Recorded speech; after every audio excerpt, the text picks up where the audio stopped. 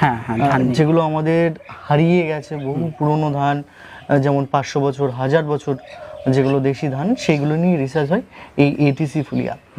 নদিয়া জেলার ফুলিয়াতে অবস্থিত এটা। হ্যাঁ হ্যাঁ হ্যাঁ, ফুলিয়াতে অবস্থিত। এটা অ্যাকচুয়াল কাজটা শুরু হয়েছিল এখানে ডক্টর অনুপম পাল মহাশয় 5টা ধান নিয়ে প্রথমে কাজটা শুরু করেছিলেন।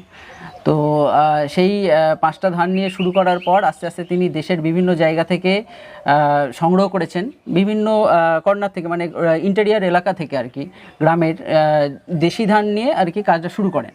তো সেখানে তিনি মানে এই কাজটা শুরু করতে গিয়ে দেখতে পারলেন যে এখানে কোনো রকম মানে রাসায়নিক সার বা কীটনাশক লাগছেই না, এবং অটোমেটিক অর্গানিক্যালি, বা প্রথমের দিকে অর্গানিক্যালি করেছিলেন, তারপরে আস্তে আস্তে ন্যাচারাল ফার্মিংয়ের দিকে কনভার্ট হয়ে যায়, মানে প্রকৃতির মধ্যে থেকেই এটা চাষবাসটা তিনি চালিয়ে যাচ্ছিলেন। আপনাদের এখানে কত ধান নিয়ে আপনার রিসার্চ